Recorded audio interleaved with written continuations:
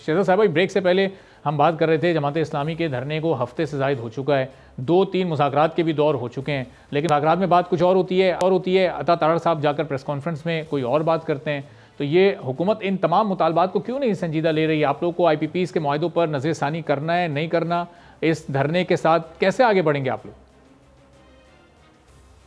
जी बहुत शुक्रिया। देखिए, हमने कभी भी ये नहीं कहा कि हम इन बातों को संजीदा नहीं लेते, बल्कि इनके धरने से पहले से ही प्राइम मिनिस्टर शहबाज शरीफ का और उनकी जितनी भी कैबिनेट है उसका फोकस यही है और कि गरीब आवाम को किस तरह से रिलीफ पहुंचाई जा सके। और ये जो बिजली की महंगाई का मसला, ये हमारा फोकस है, इसके ऊपर बहुत ज्यादा काम हो चुका। बात ये कि इनके साथ धरने तो इन्होंने किए, ठीक है, एहतजाज करना हर एक का हक है, लेकिन बातचीत करने का मकसद ये है कि मिलजुल के कोई ऐसी वे आउट निकाली जाए जो कि डूएबल हो। अच्छा। देखिए ना, सिर्फ कह देना कि नहीं क्योंकि ये हुकूमत है तो हुकूमत ये कर ले वो कर ले। अब जो सॉवरेन गारंटीज एक मुल्क में दी होती हैं, हमारे पास एक पहले ही मिसाल है रेकोडिक की।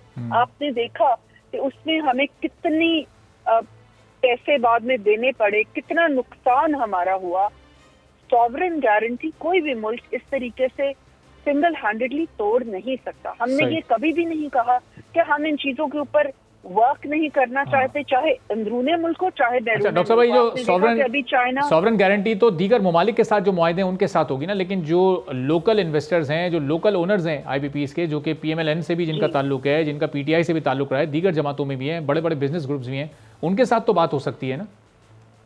उनके साथ बिल्कुल हो सकती है। आप देखें कि जितनी भी हुकूमतें आई हैं, ये सारी कई सालों से ये चीज चलती आ रही है।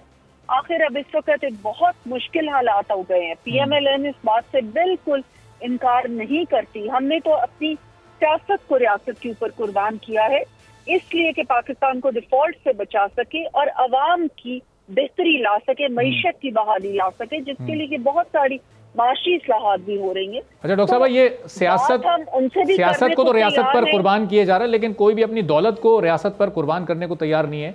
सुलेमान शहबाज साहब भी IPP के मालिक हैं, जहांगीर तरीन साहब भी, जो कि अब ज़ाहिर है इस वक्त आपकी इत्तेहादी जमात भी है, वो भी IPPs के मालिक हैं, मंशा ग्रुप भी एक बड़ा ग्रुप है, और भी बहुत सारे बिजनेस कम्युनिटी के लोग और सियासतदान हैं।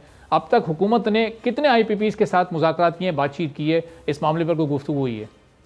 देखिए, जो हमारे पावर के मिनिस्टर हैं, वो जो अपने सारे हमारे लोग हैं जो IPPs बेस्ड इन पाकिस्तान है, उन्होंने ये कहा है कि वो उनसे भी बातचीत का सिलसिला उन्होंने शुरू की है।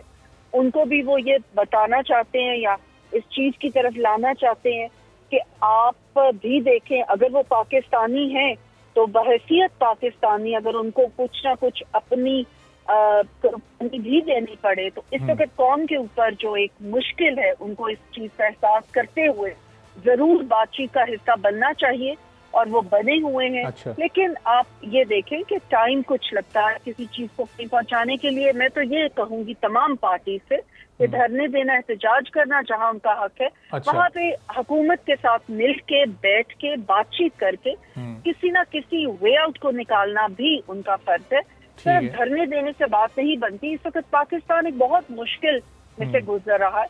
बेहतर है कि जितने भी तमाम स्टेक होल्डर्स, तमाम सियासी पार्टियां आपस में बैठे और बातचीत करके कोई इसका हल निकाले। ठीक है, लेकिन उन लिमिटेशंस में काम करके अब शिजरा साहिबा, हुकूमत कितना मजीद टाइम लेगी? क्योंकि अब आप कह रही हैं कि प्राइम मिनिस्टर की भी इस पर एक तवज्जो हो चुकी है, उन्होंने भी नोटिस ले लिया है, पहले से आपकी रेलेवेंट मिनिस्ट्रीज भी इस पर काम कर रही थी, तो अब वक्त कितना लगेगा? अगर जमात इस्लामी से ही आप डील करेंगे, उनको कोई टाइम फ्रेम देंगे, तो वो कितना टाइम फ्रेम होगा कि उसमें ये जो एक पावर क्राइसिस है वो खत्म हो जाएगा?